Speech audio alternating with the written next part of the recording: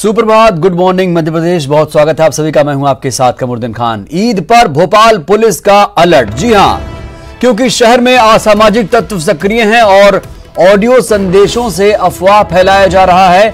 अफवाह यह है कि नमाज के लिए 2 घंटे की इजाजत मिल गई है। जी हां, यही अफवाह शहर में फैली है। मस्जिदों में नमाज के लिए 2 घंटे देने की अफवाह फैली है। लॉकडाउन के कारण हालांकि घर में ही इस बार नमाज होगी। अफवाह को फॉरवर्ड करने वालों पर सख्त कार्रवाई होगी, पुलिस ने यह कह दिया है। पुलिस ने सुरक्षा व्यवस्था बढ़ा दी है और ड्रोन के जरिए नजर रखी जा रही है। तो बड़ी खबर आपको भोपाल से बता रहे हैं, जहां पर एक ऐसी अफवाह ने जन्म लिया है ईद की नमाज को लेकर, जहां पर कुछ ऐसे लोग हैं, असामाजिक तत्व हैं, जो ये अफवाह फैला रहे हैं कि ईद पर 2 घंटे नमाज की मोहलत मिली है। हालांकि ये जो अफवाह है, इस पर पुलिस ने भी सख्त एक्शन लेना शुरू कर दिया है। ज्यादा जानकारी के साथ हमारे सहयोगी मनोज राठौर जुड़े हैं भोपाल से। मनोज, सभी को मालूम है कि ईद की नमाज घरों में होगी इस बार, तो कौन है वो शातिर लोग जो भोपाल शहर का माहौल खराब करने की कोशिश कर रहे हैं? जी बिल्कुल, राजधानी नहीं बल्कि प्रदेश भर और बल्कि देश भर में जिस तरीके का मैसेज दिया गया है, तमाम जो शहर काजी हैं या फिर मौलवी है, उन्होंने साफ कर दिया है कि लॉकडाउन की स्थिति है, इस समय जो नमाज पढ़ी जानी है वो घरों के अंदर पढ़ी जाए और जो मस्जिदों में करीब 4 से 5 लोग जो रूटीन जो नमाज रोजाना पढ़ते हैं, रमजान के दौरान पढ़ते हैं, वो ईद की नमाज वे वहां पर अदा करेंगे। लेकिन राजधानी भोपाल में लगातार जो ऑडियो संदेश आ रहा है, जिसमें ये कहा जा रहा है कि प्रशासन ने 2 घंटे की अनुमति ईद की नमाज पढ़ने के लिए, कई मस्जिदों का नाम उसमें जिक्र किया गया है, उनका नाम लेकर इस तरीके की अफवाह फैलाने का काम किया। तो पुलिस अलर्ट पर है। पुलिस ने तमाम ऐसे मैसेज को आइडेंटिफाई किया और ये जो अलर्ट किया है उसमें ये साफ तौर से ये कह दिया है कि यदि कोई भी व्यक्ति इस तरीके के मैसेज को फॉरवर्ड करता है तो उस पर कार्रवाई की जाएगी। बिल्कुल, ये भी चुनौती है मनोज की ऐसे सामाजिक तत्वों से निपटा कैसे जाए पुलिस के सामने। जी बिल्कुल, राजधानी भोपाल की जो साइबर सेल है वो सक्रिय है और लगातार इस तरीके के मैसेज को फॉरवर्ड करने वालों पर नजर रखी जा रही है। ये मैसेज कहां से आए, किसने इस मैसेज को आगे बढ़ाने का काम किया और राजधानी भोपाल में कौन कौन ऐसे लोग हैं जो लगातार इस मैसेज के जरिए अफवाह फैला रहे हैं, उनको आइडेंटिफाई करने का काम किया। इसके अलावा शहर की सुरक्षा व्यवस्था भी बढ़ाई गई है। तमाम मस्जिदों पर पुलिसकर्मियों को तैनात किया गया है और भोपाल पुलिस की अपील है सभी मुस्लिम भाइयों से कि इस तरीके के अफवाहों पर ध्यान न दें और जो ये व्यक्ति अफवाह फैला रहे हैं इस तरीके की, उन पर सख्त कार्रवाई भी भोपाल पुलिस के द्वारा की जा रही है। जो राजधानी भोपाल की साइबर सेल है, प्रदेश की जो साइबर सेल है, तमाम इन मैसेज पर नजर बनाए हुए है। कौन कौन इन मैसेज को फॉरवर्ड कर रहा है, ऑडियो मैसेज ये बताए जा रहे हैं जो कि राजधानी भोपाल पुलिस के पास आए और भोपाल में माहौल खराब करने वालों पर सख्त कदम जो है राजधानी भोपाल पुलिस ने उठाया है। साइबर सेल इस समय पूरी तरीके से इस बात को लेकर मॉनिटरिंग कर रही है क्योंकि कल जिस तरीके से चांद को दिखने की अंदेशा था, कल चांद नहीं दिखा, लेकिन आज चांद दिखेगा और कल जो है राजधानी भोपाल समेत प्रदेश भर में ईद का त्योहार बड़ी खुशी के साथ मनाया जाएगा। लेकिन शहर काजी ने पहले ही अपील कर दी है कि सोशल डिस्टेंस का पालन करना है, घरों में नमाज अदा करना है। मस्जिद में जितने लोग हैं 4 से 5 वो ईद की नमाज अदा करेंगे। ऐसे में बाहर जाने की जरूरत नहीं है। सोशल डिस्टेंस का पालन करना, तमाम प्रशासन के जो नियम है उसका पालन करना। यदि ऐसे मैसेज वायरल हो रहा है तो उसको लेके भोपाल पुलिस की नजर है। मनोज, क्या भोपाल शहर के लोग इतने नादान तो नहीं है मनोज कि वो ऐसे अफवाहों का शिकार हो जाएं? जी बिल्कुल, क्योंकि जिस तरीके के मैसेज वायरल किए गए हैं और जिन मस्जिदों का जिक्र किया गया है वो तमाम जो मस्जिदें हैं वो घनी आबादी वाले इलाके में है, बस्तियों में वो मस्जिद हैं। तो ऐसे में जो मैसेज है उसके जरिए जरूर भ्रम की स्थिति बनी, लेकिन भोपाल पुलिस ने स्थानीय लोगों की मदद से, धर्मगुरुओं की मदद से ये कोशिश की है लोगों तक मैसेज पहुंचाने की कि प्रशासन ने इस तरीके का कोई भी मैसेज नहीं दिया है कि 2 घंटे की ईद की नमाज के लिए मस्जिदों में लोगों को इजाजत दी गई है, ये साफ कर दिया है। साथ में स्थानीय स्तर पर भी, थाना स्तर पर भी जो नगर सुरक्षा समिति के जो सदस्य हैं उनके जरिए भी ये मैसेज पहुंचाने। चलिए बिल्कुल, तो ये पूरी अफवाह है। बहुत बहुत शुक्रिया मनोज आपका जानकारी देने के लिए। तो बिल्कुल ऐसे ऑडियो संदेश अगर आपके पास आते हैं तो उसे बिल्कुल फॉरवर्ड मत करिएगा, सोच समझ कर ऐसे मैसेज को फॉरवर्ड करें, जांच परख कर फॉरवर्ड करें। और जो ये खबर है कि 2 घंटे के लिए नमाज की अनुमति मिली है वो अफवाह है, इस पर ध्यान ना दें। ईद मनाने को लेकर भोपाल शहर काजी ने एक बड़ा बयान दिया। 25 मई को ईद मनाई जाएगी क्योंकि शनिवार को चांद नहीं दिखा, अब सोमवार को ईद होगी। तो 25 मई को पूरे देश में ईद मनाई जाएगी और आपको ख्याल रखना है कि इस बार ईदगाह या मस्जिदों में आपको नमाज नहीं पढ़नी है, घर से ही इबादत करनी है, घरों में रहकर ही नमाज अदा करनी है। मध्य प्रदेश के कई शहरों में आग लगने की घटनाएं सामने आई। मुरैना बीच शहर में रुई की मंडी बाजार में एक दुकान में अचानक आग लग गई। आग इतनी भीषण थी कि आसपास की दुकानों को खाली करवाना पड़ा। आग के कारणों का पता नहीं चल पाया। इस भीषण अग्निकांड में लाखों का माल जलकर राख हो गया। गनीमत रही कि कोई जनहानि नहीं हुई है। वहीं सागर में अचानक से बीच रास्ते में चलती कार में आग लग गई। इससे बीच सड़क पर हड़कंप मच गया। घटना खुरई बीना रोड पर श्रुद्ध धाम के पास की है, जहां अचानक से चलती कार में आग लग गई। कार खुरई से सागर की तरफ जा रही थी, तभी अचानक कार में स्पार्किंग होने की वजह से आग लग गई। आसपास के लोगों ने कार में लगी आग को बुझाने की कोशिश की, लेकिन आग इतनी तेज थी कि कार जलकर पूरी तरह से खाक हो गई। कार चालक सुरक्षित है।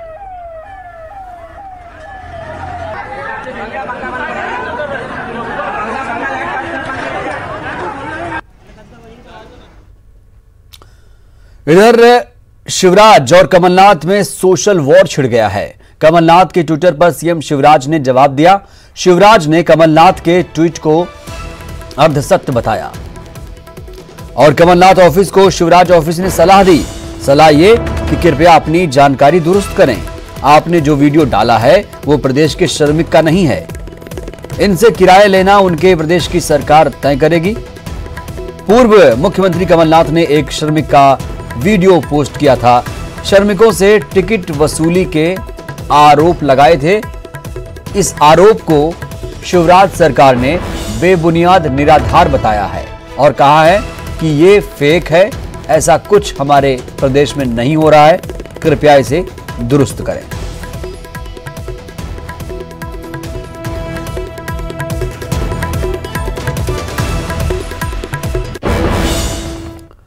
और इधर पूर्व मुख्यमंत्री कमलनाथ ने बीजेपी पर हमला बोला। बीजेपी कार्यालय में कार्यक्रम पर निशाना साधा। कमलनाथ ने ट्वीट कर हमला बोला है और लिखा है, क्या नियम गरीबों और आम जन के लिए हैं? क्या बीजेपी नेताओं पर लॉकडाउन के नियम लागू नहीं होते?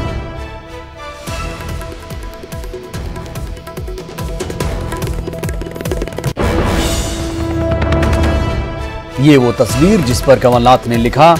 एक कार्यक्रम था बीजेपी कार्यालय में और इसी कार्यक्रम में जिस तरीके से लोग इकट्ठा हुए उसको लेकर ट्वीट किया और निशाना साधा। कहा कि क्या नियम सिर्फ गरीबों और आमजन के लिए हैं? क्या बीजेपी नेताओं पर ये नियम लागू नहीं होते? बात इंदौर की। इंदौर में कोरोना मीटर 3000 के पार पहुंच चुका है। 75 नए पॉजिटिव मरीज सामने आए हैं। कुल पॉजिटिव मरीजों की संख्या 3008 पहुंच चुकी है। मेडिकल बुलेटिन में 3 की मौत की पुष्टि हुई। अब तक कोरोना से 114 मरीजों की मौत हुई। 1482 पॉजिटिव मरीजों का इलाज चल रहा है। अब तक 1412 मरीज ठीक हो चुके हैं, यानी जो रिकवरी रेट है करीब 50% है।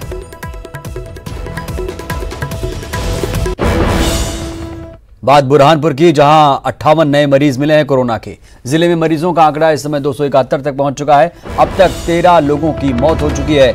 105 मरीज ठीक होकर घर भी लौट चुके हैं। तो बुरहानपुर में भी हालात बदल रहे हैं। 58 नए मरीज एक साथ मिले हैं। जिले में मरीजों का आंकड़ा इस समय 271 तक पहुंच चुका है और अब तक 13 लोगों की कोरोना से मौत हुई है। 105 मरीज ठीक होकर अपने घर भी लौट चुके हैं।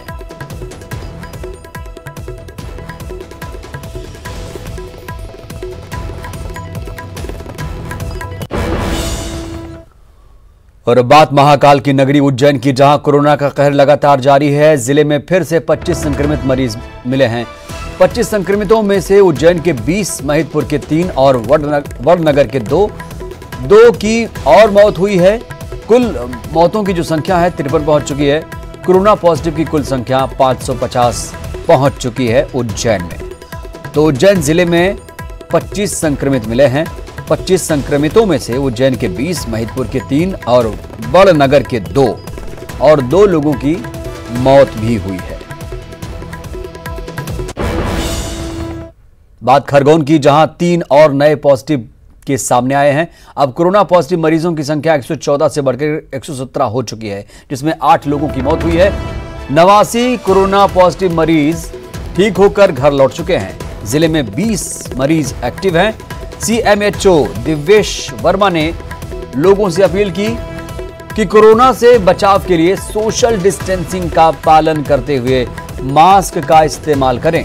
इंदौर ना जाएं और कहीं ना जाएं, बिल्कुल घर में रहें।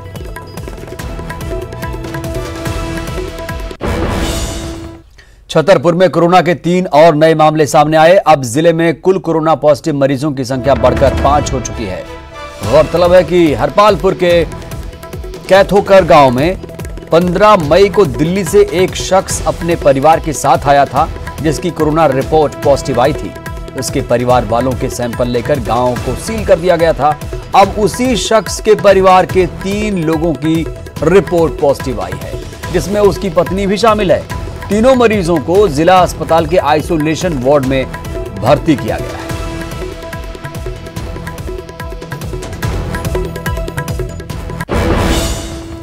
भोपाल एम्स में भर्ती महिला कोरोना पॉजिटिव पाई गई। डिलीवरी के लिए यह महिला भर्ती थी। एम्स में कोरोना संक्रमित होने की आशंका है। 12 दिन से यह महिला एम्स में भर्ती है। पति, भाई और नवजात का भी सैंपल लिया गया है।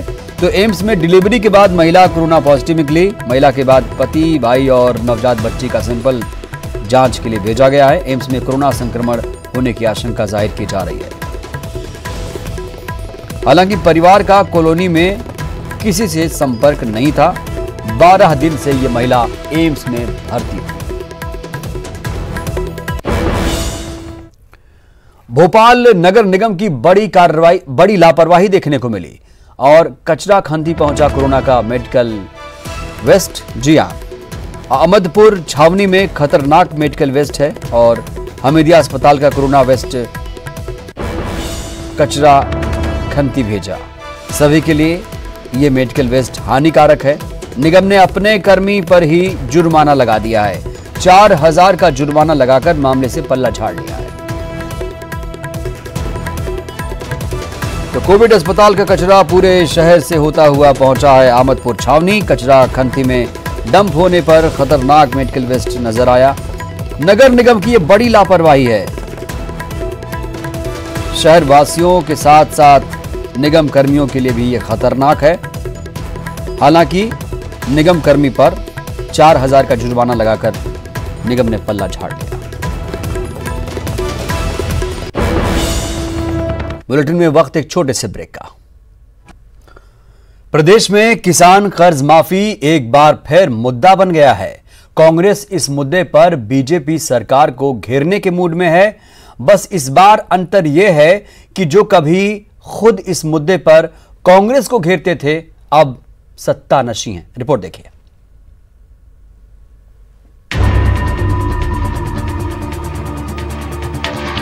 जिस किसान के मुद्दे पर कांग्रेस का 15 साल का वनवास खत्म हुआ था, उसी किसान को अचानक सत्ता से सड़क पर उतरी कांग्रेस एक बार फिर मुद्दा बना रही है। कांग्रेस सरकार में शुरू की गई किसान कर्ज माफी योजना को लेकर प्रदेश की सियासत पूरी तरीके से गर्मा गई है।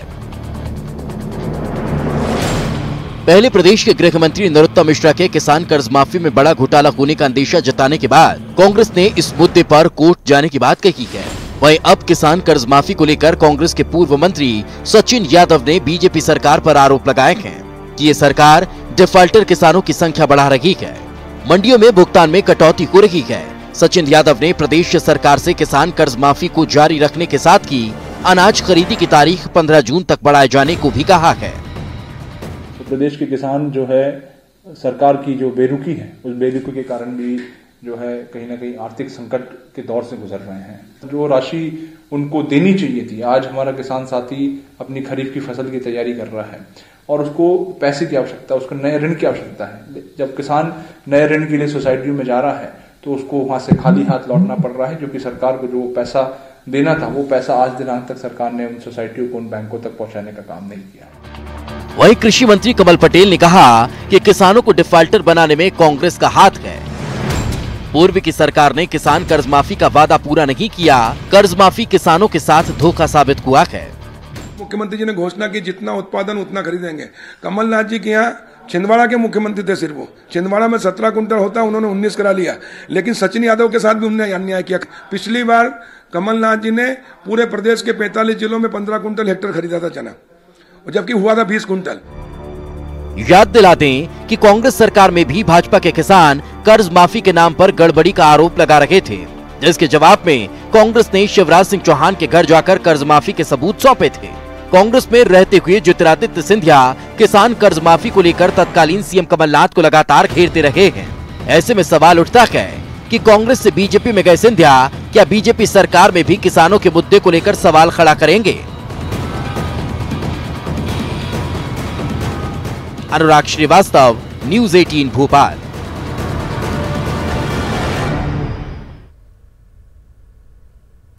कोरोना के डर से शादी विवाह जैसे आयोजनों पर तमाम तरह के प्रतिबंध लगाए गए हैं, लेकिन यदि भगवान दो दिलों को मिलाने का फैसला कर ले तो वायरस भी इसमें बाधा नहीं बन सकता।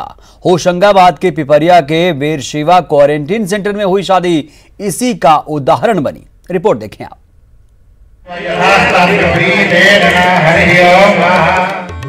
पवित्र मंत्रोच्चार के बीच फेरे ले रहे इस जोड़े की शादी बड़ी अनोखी है। शादी का ये मंडप किसी घर या होटल में नहीं है, ये मंडप बना है होशंगाबाद के पिपरिया के एक क्वारंटीन सेंटर में। और वहीं पर रेखा और मनोज साहू एक दूसरे के होने की कस्में खा रहे हैं। अब आप सोचेंगे कि क्वारंटीन सेंटर में शादी क्यों हो रही है, तो आपको बता दें कि रेखा इंदौर से आई थी, जिसके बाद उसे क्वारंटीन सेंटर में रखा गया। रेखा की शादी 23 मई को फिक्स थी, लेकिन क्वारंटीन का समय पूरा नहीं हो रहा था और अगले 2 साल तक कोई मुहूर्त भी नहीं निकल रहा था। रेखा के परिवार की आर्थिक स्थिति ठीक नहीं है, जिसके चलते शादी का खर्च प्रशासन, समाज सेवियों और वेरशेवा परिवार ने उठाया। आज के बाद उसकी 2 साल तक शादी नहीं हो सकती थी। ये उनके गरीब परिवार, जिन्होंने पंडित जी से पूछा, ये जानकारी ली, तो ऐसा था। तो अब हम और विधायक जी यहाँ थे और प्रशासनिक अधिकारी थे, हमने तय किया कि इसकी शादी अगर नहीं आज नहीं करा सके तो फिर 2 साल तक इसकी शादी टल जाएगी और वो एक बहुत बुरा निर्णय होता। तो हमने तय किया कि यहीं जो है, क्योंकि उसके फादर भी नहीं है, उसके ब्रदर एक हैं यहाँ पे पिपरिया में जो कि सब्जी का ठेला लगाते हैं, बहुत गरीब परिवार की बेटी है। तो फिर प्रशासन ने ये तय किया कि हम ही इसकी शादी करेंगे और यहीं से कराएंगे। विधायक, एसडीएम, तहसीलदार और समाज सेवियों ने सोशल डिस्टेंसिंग का पालन करते हुए उबैदुल्लागंज से क्वारंटीन सेंटर आई बारात की अगवानी की। हिंदू रीति रिवाज से पंडित शिवशंकर रावत ने शादी की सभी रस्में अदा कराई। दूल्हा मनोज ने दुल्हन रेखा की मांग में सिंदूर भी सोशल डिस्टेंसिंग का पालन करते हुए भरा। विवाह में आए मेहमानों को क्वारंटीन सेंटर के ग्राउंड में भोज भी कराया गया। शैलेंद्र कौरव, न्यूज़ 18 होशंगाबाद। बुलेटिन में इतना ही। नमस्कार।